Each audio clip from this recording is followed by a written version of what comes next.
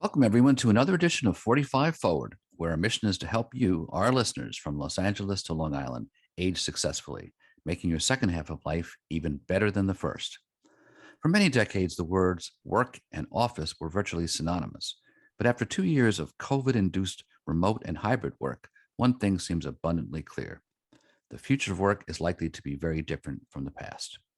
Many organizations are struggling to get employees back into the office after millions of workers left their jobs, some laid off, but many others looking for higher paying, more fulfilling jobs, as well as more flexible, balanced lifestyles. In today's episode, Professor Lynda Gratton, a renowned thought leader and consultant on the future of work, talks about what she says is, quote, undoubtedly the greatest global shift in work for a century. Even as many of us enter the second half of our working lives, is there a chance to radically redesign the way we work?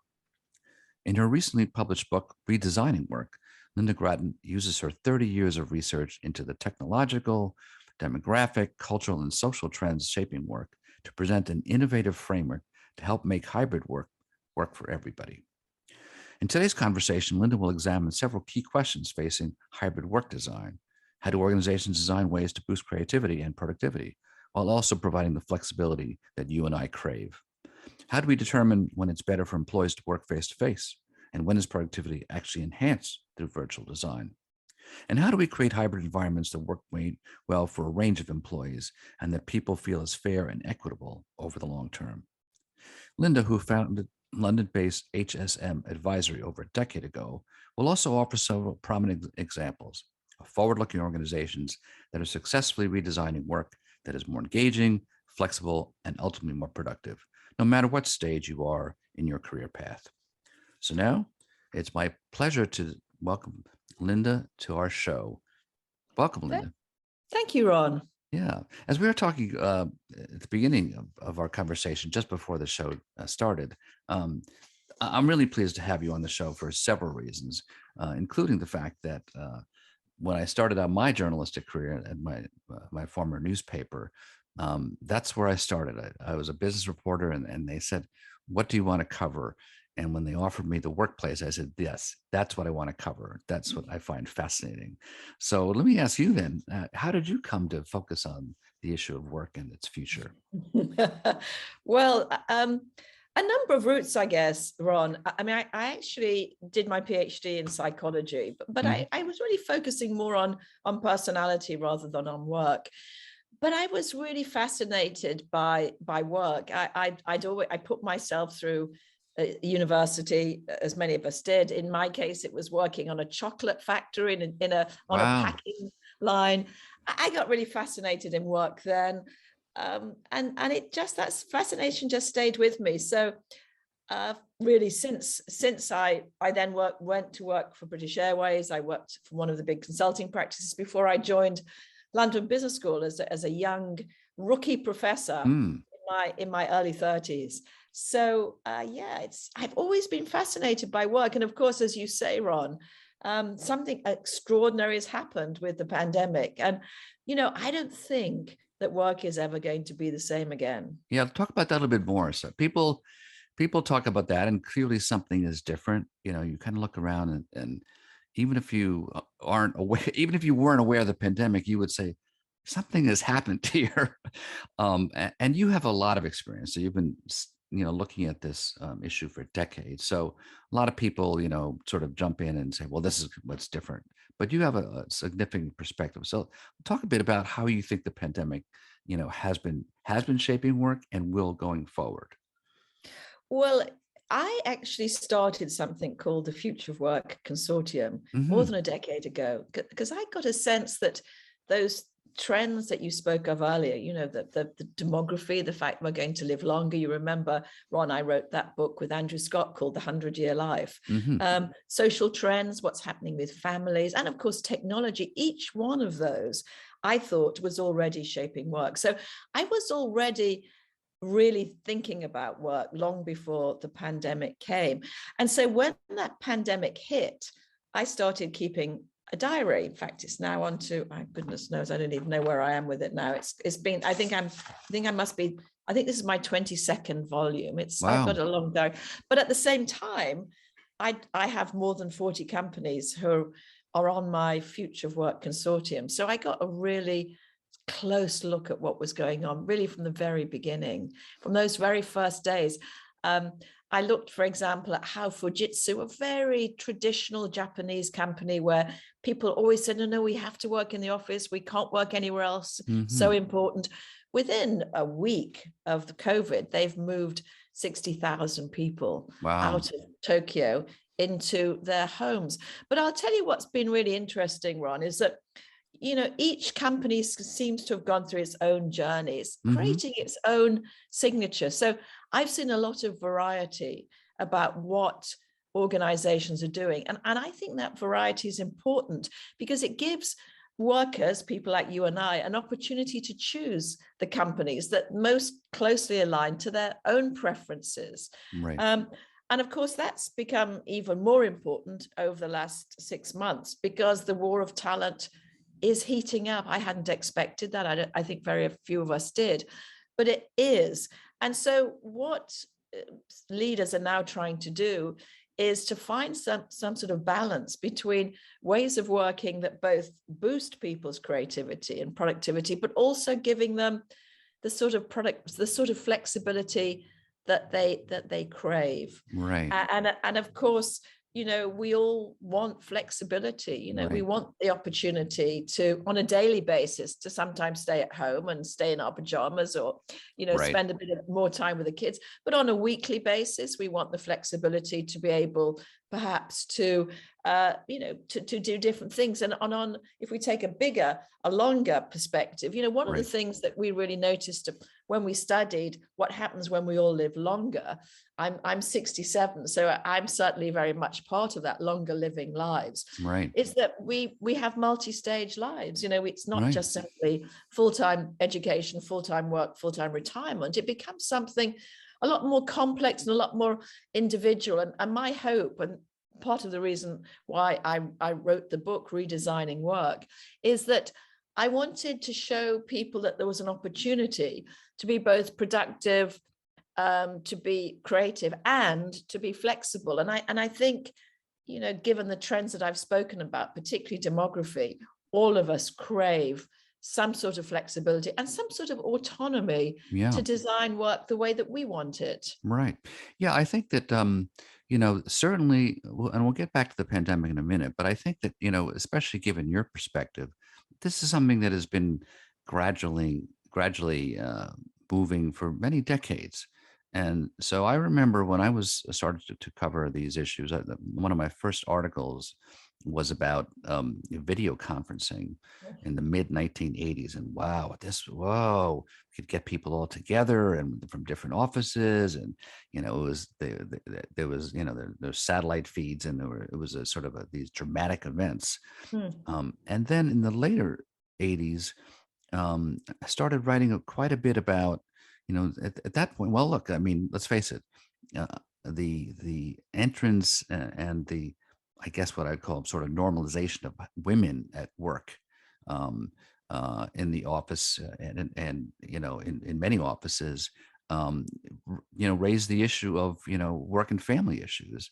And in those days, there was a sense of, so that was the beginning. We need more flexibility for, again, this is going to really work.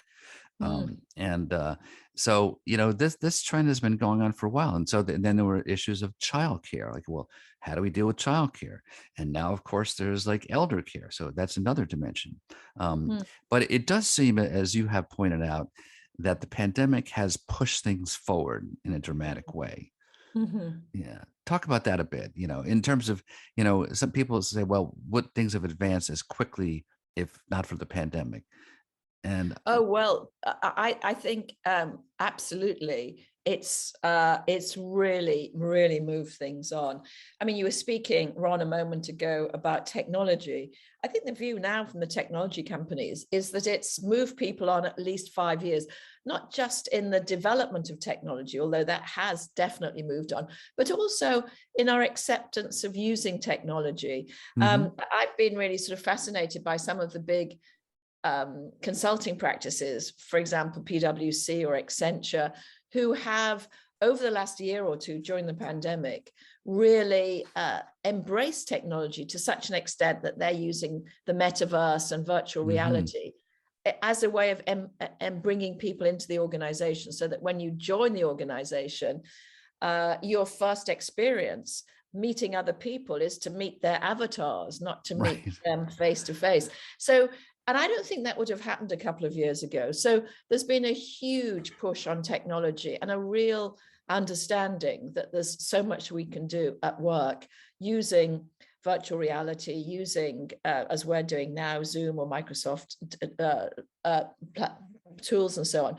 I think the second thing that's been really pushed forward, Ron, is an idea that you don't need to be in the office to work.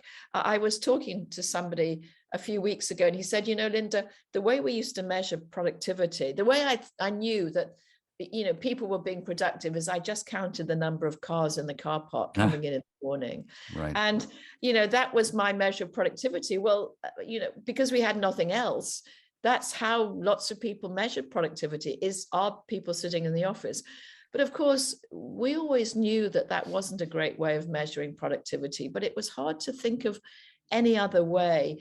And what's happened during the pandemic is, as you know, people started working from home, they realized they could still be productive. They could still do work using virtual, you know, using these new technologies. They could still be really quite productive. But I think the third thing we realized, Ron, is that not all jobs are the same. Right.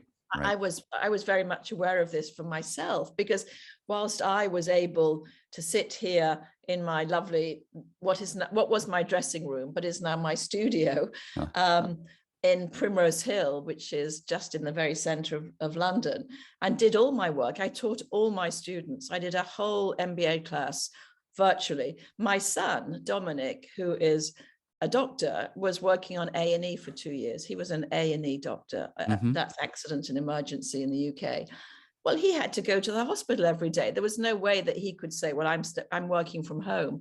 Right. And I think, you know, what it really showed us is that there's a whole bunch of jobs which were not jobs that were dependent on place. And then we had to start thinking about time. So quite early on in the pandemic, I wrote an article which then became the cover article of Harvard Business Review, called Doing Hybrid Right. And in it, I said, look, you know, let's be very cautious about thinking that this is all about flexibility around place.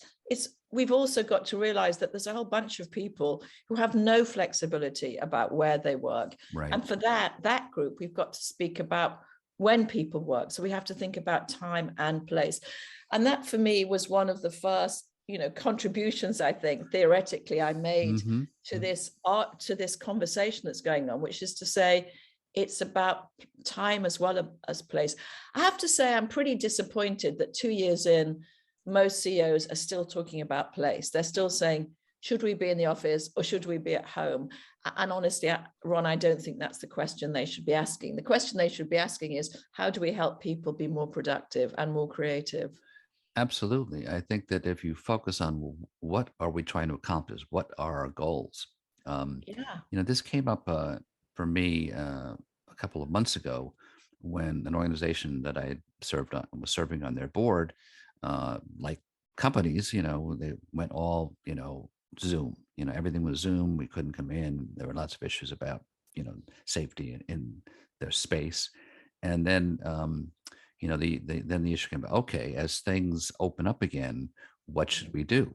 And my response was, well, it depends what we're doing. I said, and you've talked about this too, in terms of, well, what is the task we're trying to accomplish? And there are certain tasks that people are realizing that that they can be done virtually. Other tasks, different kinds of tasks, are better done face to face.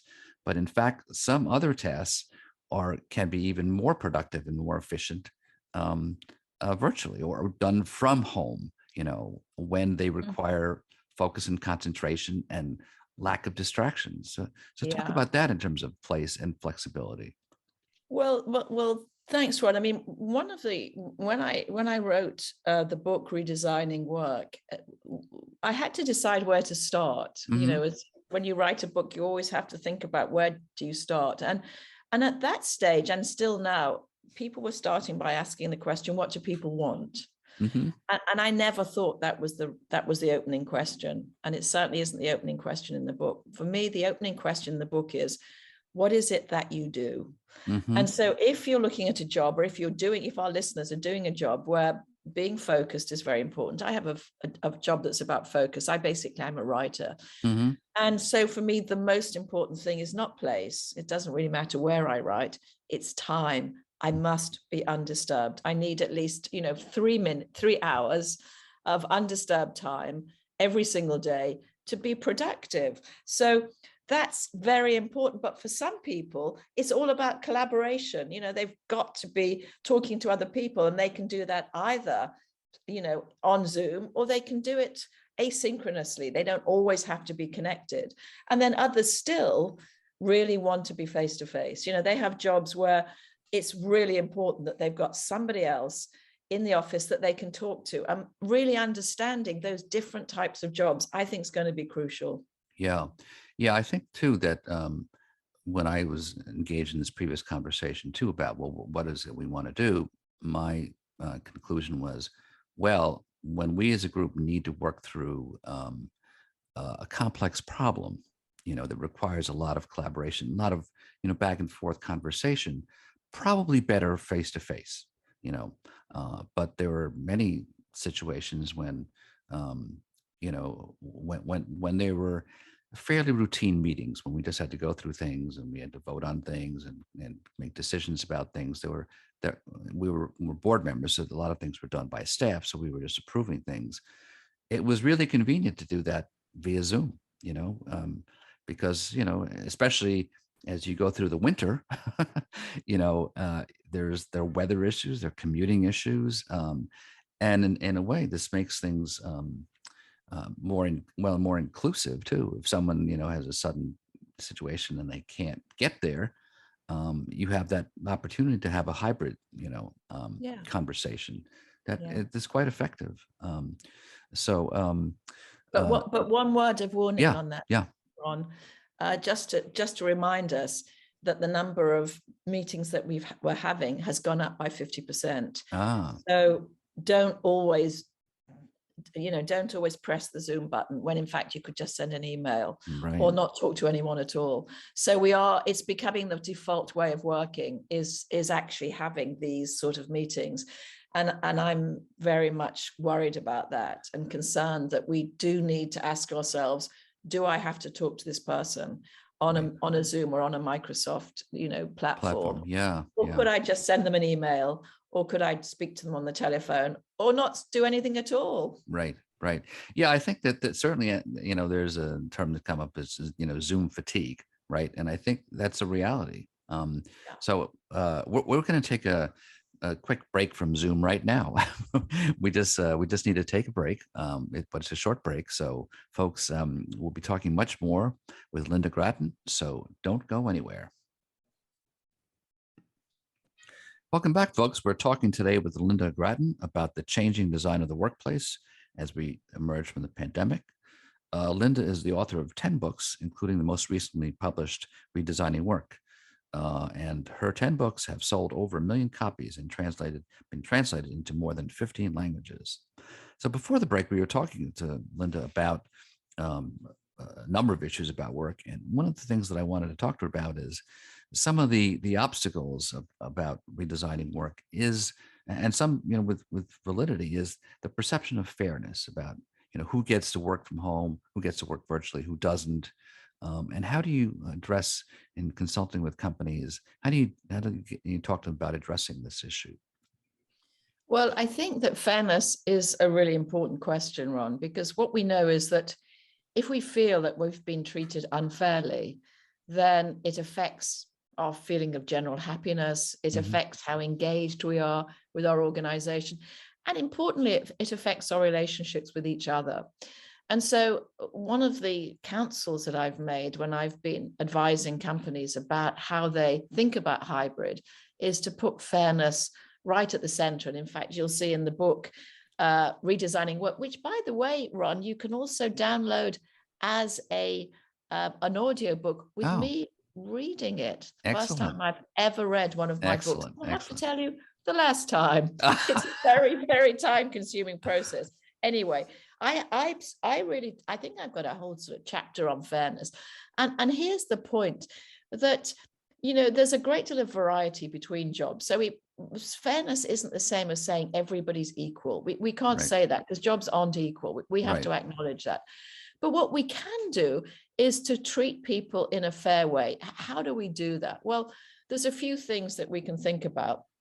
The first is that we can acknowledge that there are differences and see whether something works for one type of job that doesn't for another. So, for example, it may be that one of the jobs or a group of jobs in your company, people can't work from home.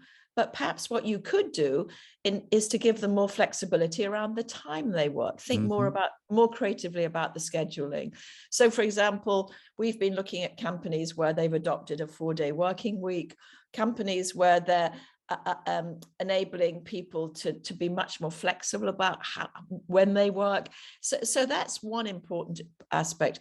The second important aspect of fairness, and actually the most crucial, is the way that your manager talks to you about it. What's called interactional justice, that you feel that you've been treated in a fair way and in a good way. So the outcome is important, but also the way that you're treated. And so one of the things that we're realizing about the impact of the pandemic is that your manager, some of you may be managers yourself or leaders yourself, plays such a crucial role in supporting people, listening to them, and helping them work in a way that they believe is fair with regard to others. And so this capacity of the manager to be empathic and to listen to people has come up as one of the most important aspects of where the people have felt they've been treated fairly. Right. Yeah.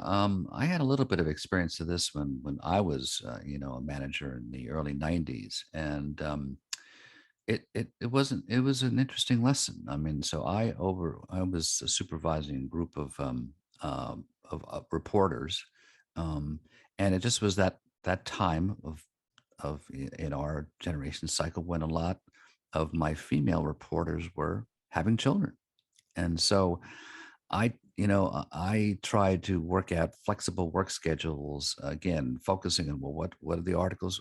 What's our goals here? What's the focus on productivity here, and what the expectations are? And so I worked out a flexible work schedule for a number of them.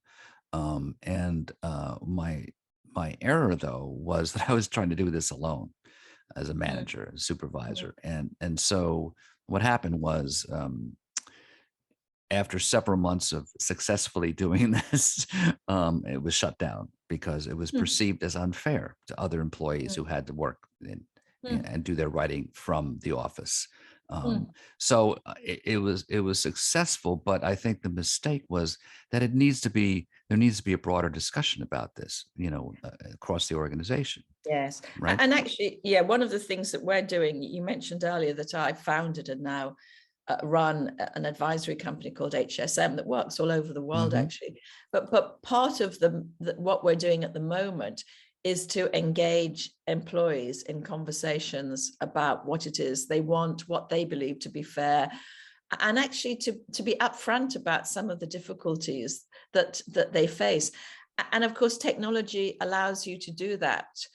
Sometimes, with great large numbers of people. We've been running these jams, as we call them, where for 36 hours, people have a chance to talk to each other with up to 50,000 people in some companies.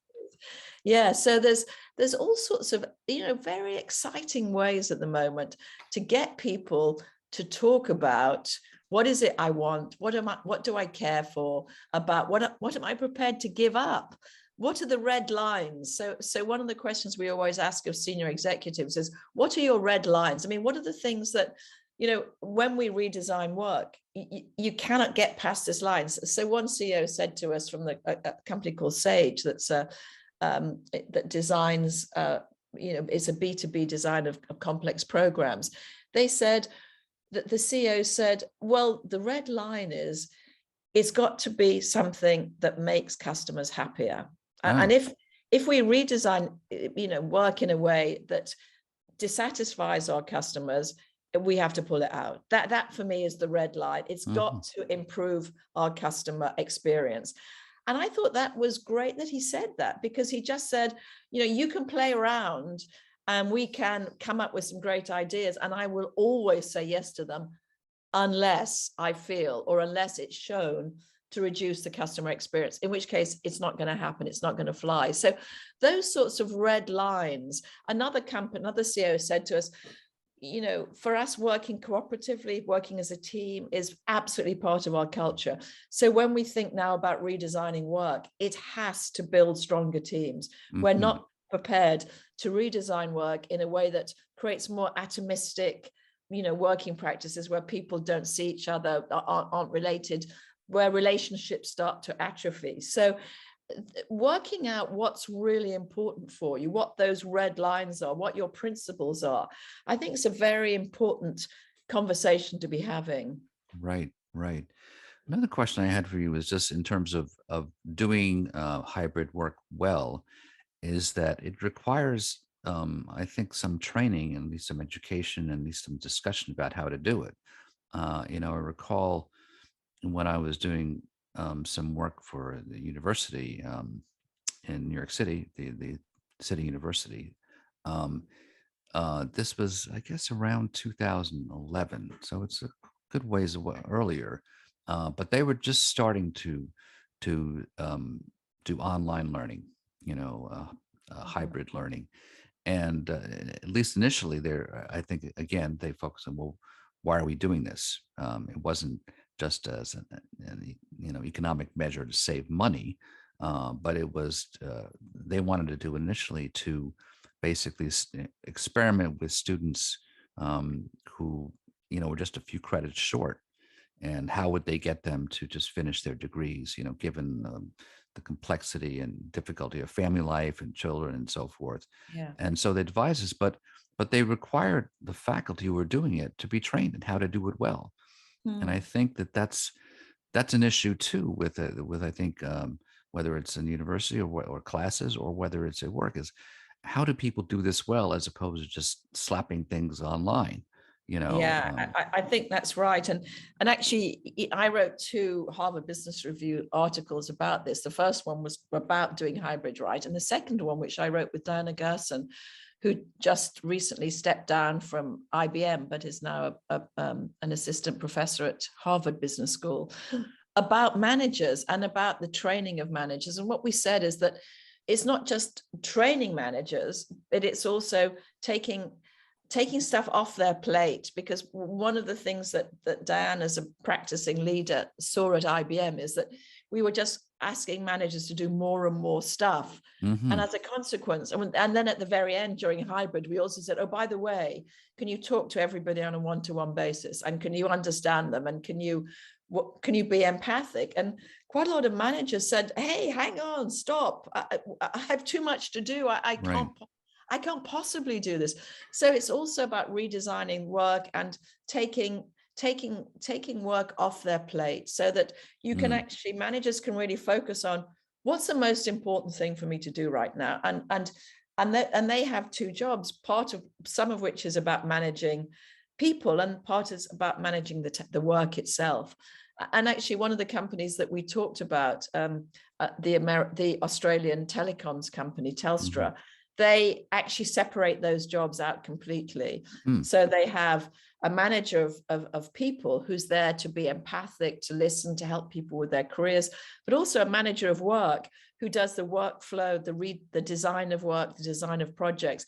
And that strikes me as being a really interesting way forward, because one thing that we've learned is that the manager's skills to manage hybrid are much more sophisticated than normal managerial skills. For example, they have to learn how to make team agreements, which lots of managers, they have to learn about how to schedule work.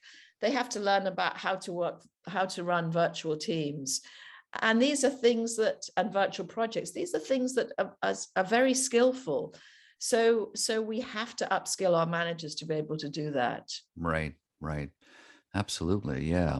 In my early experience, I mentioned, I was just in the beginning aspect of this flexible work scheduling. And as you were talking, I was recalling to myself, yeah, it was a lot more work for me. Yeah. I felt good about it. I felt it helped my team maintain its productivity, and there was no diminishment in that.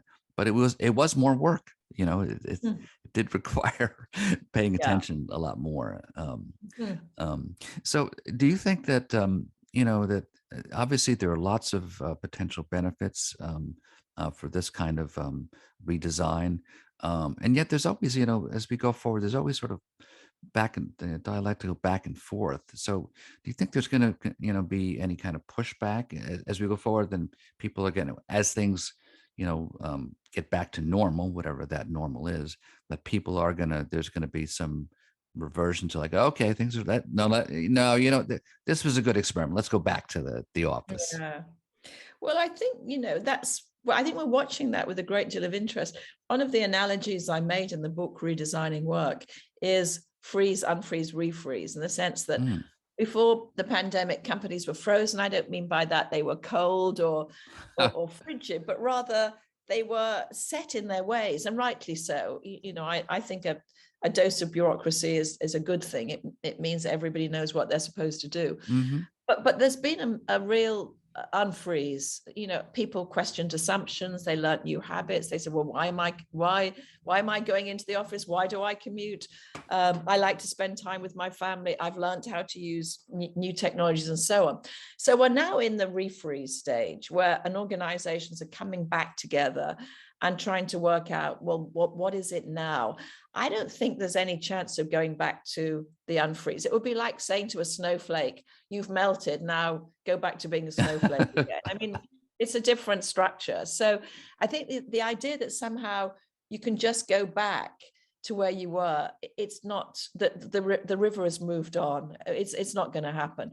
So I think the best leaders are leaders, the ones I admire right now, are basically saying, we don't know what the end result is, but we want to experiment, and they're moving into an experimental mindset and really, trying things out. For example, I said earlier, in Europe right now, a whole bunch of companies are working with scholars at Oxford and Cambridge University to say, well, would the 4-day week work? I mean, let's find out whether it works or not, and experimenting with that. Others are saying, well, perhaps we could work from home or work from another country for a period of time. So these are all experiments, and I don't think we're anywhere near the end. I've been thinking about this. It's sort of series 2, episode 3, and there might be another series, and there's sure as the hell going to be more episodes. And so to think that, well, this is all finished now, it's not the case. There's a lot of, we've still got a lot to learn. We've still got a lot to experiment with. The labor market's changing. There was a war for talent, but we've now moving into a period probably of high inflation, and that's going to change the dynamics again. So there's a lot in play at the moment. And I think the smartest leaders are those who say, we want an overall purpose, but at the same time we need to experiment and we need to learn what work could be. This is a great time to redesign work. Yeah, yeah. Now, do you sense that there are differences generationally, or is it now does it cross generations, or does it affect people differently at different points in their career? Well, I think that I think the biggest difference is not so much generations, but life stages. I see. So, if you're the group, I think we're but most concerned about are people who joined the workforce during the pandemic, people in their 20s.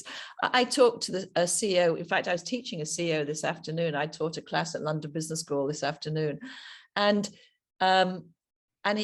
he was saying, we're having a much higher turnover of that group. And we think it's because they came in just working with Zoom on each other, with each other. They don't really understand what the company is. They haven't I made see. any, big friendships. Do you remember that you stay at a company because you've got a friend at work? Right. And so they haven't really built friendships. So I think the group that we need to focus on the most are young people now. And that's because when you think back to your own formative years, and I certainly do this with myself, those first couple of years in work are really important. It's when you make friends. It's when you understand what work's about. So for people who've done that during the pandemic, it's been a different experience. Mm-hmm. So I think that group is a group where certainly what we're seeing, and it'd be interesting to see if your listeners are feeling the same, people want to get back into the office. Mm-hmm. They're often living in small apartments, maybe shared apartments. They want to be, around their colleagues.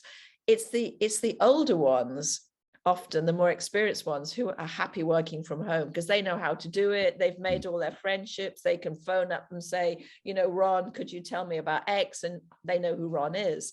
Right. So there are differences. I wouldn't say they're generational differences, Ron, but I would say they're differences in life stage. Right. Oh, Interesting. and of course, what we've also learned is the over 60s haven't come back to work. Very disappointing, because one of the things we've said in the 100-year life is you need to be prepared to work into your 70s. Right. And lots of people haven't come back. The group the two groups who haven't come back to full-time work are women with young children Mm-hmm. and people over the age of 60. And I think that's a shame. I think those of you who are listening over the age of 60, get back to work. Uh-huh. Right. Yes. So that's something I'd like to follow up with a bit more, but we're coming up to another break. So we're going to take another short break, but when we come back, we're going to pick up much more with Lynda Gratton. Welcome back, folks. We're talking with Lynda Gratton, the author of Redesigning Work and a world-renowned expert in the future of work. So before the break, we were talking a little bit about not so much generationally, but how people respond to the redesigned workplace depending upon their stages in life. And I thought that was a really interesting observation, and I think that that's something worth talking a bit more about, and especially since our show is 45 forward. The issue of people over 60 or older workers not returning to work.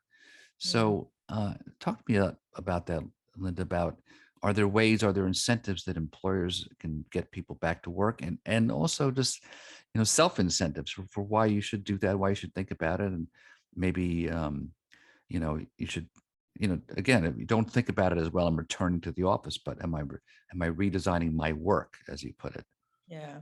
Well, I think, the best way for companies to entice the over 60s back to work is to make work more flexible. And by the way, that's true for every age group. Actually, the group who needs flexibility the most are the people with young kids. That's Okay. the real crunch. Those are the real crunch years, as you know, Ron. When you're bringing up young children, and anyone who's seeing that themselves or seen it in my case, I see it with my children and my grandchildren. Just what a crunch that's been. But by the time people are in their 60s, I think that flexibility is really important, because many of us want to continue to make a contribution at work. I know some of you might be thinking, well, I'm a blocker. Don't think that way. It's the evidence is that actually companies need more people over 60, not less. They add new ideas, they add wisdom. They're often great mentors and coaches.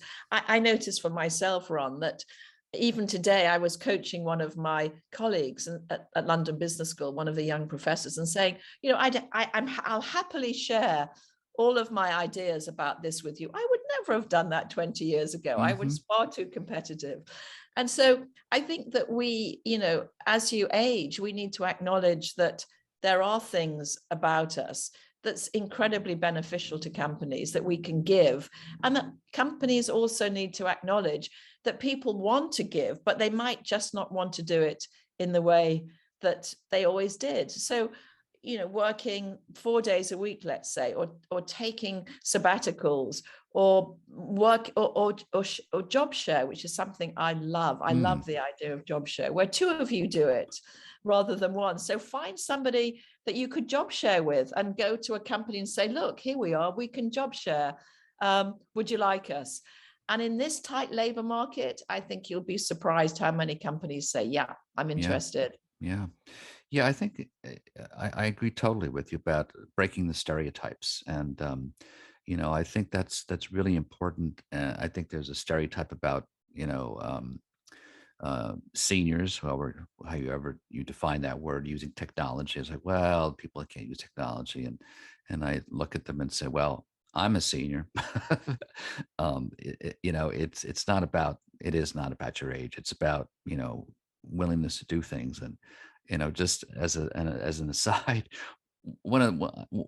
a series that I watched years ago. I don't know if it shows up again, but it was called New Tricks, and I just love this show. I think it came out of the UK. It was a show about retired detectives who were basically sitting around, and they were rehired to solve cold cases that no one wanted to do, and they came in because there's nothing to lose, and they tried new ideas and new ways of solving cases, and they often were successful. But so that I love the idea of New Tricks, and the fact that older employees can think creatively when they feel, in some cases, well, there's less risk, I can really try something. Yeah. So I think that part of the issue is, I do think there are, as we talked earlier about, that there is just a recognition that it's important to know and be trained about how to use technology well. But that doesn't apply just to older people. It applies to everybody, because yeah. Absolutely. I really rise against generational stereotypes. And that's partly because they are stereotypes. Just because I'm 67, it doesn't mean I'm the same as everybody else who's 67. In everything I do, I'm me. And I think that when we talk about each other, we just need to just realize that everybody is themselves. We're not all the same. Right. Just because we're of the same age, and I would say the same about gender. We're not all the same just because we happen, in my case, to be a woman. So, Right. so I think one needs to be thoughtful about that and realize that people have different needs and aspirations. Yeah. I think one of the worries that we have, sort of generally, and you've talked about this as well, is just in terms of redesigning work, that one of the wild cards is sort of automation, which has been a different take on technology, but it has had an impact. And I think people do worry about being replaced, and are they doing jobs that soon will be obsolescent? So talk to me about a little bit about how you think about automation and the role of technology that way. Yeah, well, that's one of the three trends that I look at with in detail. One is demography, Right. Particularly to do with what happens when everybody lives to 100. One is family structures, what happens when most women work. And then the third is technology, which is what happens when robots and artificial intelligence, machines, in other words, do more and more of our work. In general, that's a positive upbeat. It's not a negative, because what machines tend to do is they tend to do the routine part of your job, the bit that's really not that interesting anyway. Machines don't do creative work. They're not empathic. You might think that when you're talking to a machine, it cares for you. It doesn't. It's a machine. It's got no empathy at all. It's just a program. The only things that are empathic are other human beings. So there's so much that we can do as humans that machines can't do. But that requires us to right across our life, to upskill and reskill, because as machines do routine things, what we as humans need to do is to do the more skillful things. And that might be being more skillfully cooperative or creative, or being more skillfully empathic, or being more skillfully listening. So those, we have to upskill ourselves. And part of the reason why I think it's so important that we use this time now to redesign work to be more flexible is it gives us more time to learn. Adult learning is going to be so important for us. And it's not just about learning a new language or learning to use a new technology. It's really importantly learning new social skills and Right. learning, new ways of making decisions, new ways of making judgments. And that's got to be something that all of us are able to embrace and invest in, whatever age we are. Right. We don't have that much more time, but I do want to touch on your other topic that you've covered quite in depth, and perhaps we'll do a whole other show on this. But and that is just the impact of longevity, on work. So you touched on this a little bit earlier, and there are different stages of life, but perhaps a couple more thoughts on, how the 100-year life, has an impact on the way we work. Well, there's two. When Andrew Scott is an economist, I'm a psychologist, and we wrote this book, 100-Year Life, which has been a really successful book. It became the best-selling book in Japan. It's been translated into many languages. And there's two things, looking back on it and thinking, well, what really came out of that book? Two things came out. Number one, the idea that we now have multi-stage lives, the idea that this, 3-stage life of full-time education, full-time work, full-time retirement isn't going to hold. We've got to be much more flexible. Second thing that came out is the importance of intangible assets. The idea that, it is wise and good to save financially, to save tangible assets. But honestly, the thing that really makes a difference to a long life is intangible assets, things like your health, things like the amount that you're able to learn, things like your friendships and your relationships. These are intangible things that money can't buy, and things that require you to make investments. If I wanted to be, I've been trying over the last 4 years to be healthier. That takes an hour every day. Every day I try and walk 10,000 steps. I did today, but it takes me an hour to do that. So it's an investment. So you have to really invest in yourself, in your health, in learning new things, invest in friendships. That's what really came out. Those two things came out for me most powerfully as Andrew Scott and I asked the simple question, what happens when we all live to 100? Right. I think people are starting to catch on. I certainly, when I talk to financial advisors these days, that, and people, they say people's worry is that they're going to outlive their money. So they do. I think many advisors are now planning, when they set out a plan, they plan to 100. And that's very wise to do that. Yeah. And also, frankly, to try and plan to be still earning into your 70s. Right. That's another very good plan. Yeah. Wow. Well, I'm glad we, and as I said, I think we could do a whole other show on just, I remember reading a book years ago by a man named Robert Butler. I think it was called The Longevity Revolution. So, we're there. It's not coming. We're there. Right. We're there. Yeah. So, well, listen, Lynda, you've been a terrific guest, and I really appreciate these great insights. And I know there's much more to talk about, but before we end the show, perhaps you could just let people know if people want to get in touch with you, or sure. What's the best way to reach you? Yeah, well, I have a wonderful website, www.Lynda Gratton, Lynda, Gratton, Gratton. And you'll find lots of resources, including a wonderful blueprint that you can download to help you think about redesigning work. And you'll see there's a form there to get in touch with me. So very happy for people to do that. But do take a look at that, at my website, because it does have a lot of resources in it. Yeah, and you've done a lot of very insightful articles, and you've done some great presentations on YouTube, which I've taken a look at as well. So folks should take a look at that as well. So LyndaGratton.com, Lynda, Gratton.com. That's it. Okay. So folks, again, if you missed my conversation today with Lynda Gratton, you can listen to it as a podcast on voiceamerica.com, and just search for my show 45 Forward. can find it on Apple, Google Podcasts, Spotify, iHeartRadio, or go to my website, Roel Resources. That's ROEL resources.com, and click on the 45 Forward tab, and you can listen to Lynda there as well. So be sure to join me next Monday, 12 noon Pacific, 3 p.m. Eastern Time. I know that's July 4th, but you can sit back and relax and listen to a special encore show with Carly Roman. She's a young dynamic gerontologist who talks about how we can create pragmatic programs that benefit older adults and transform our age silos into enriching experiences for all ages. So until that, folks, keep moving forward, 45 forward.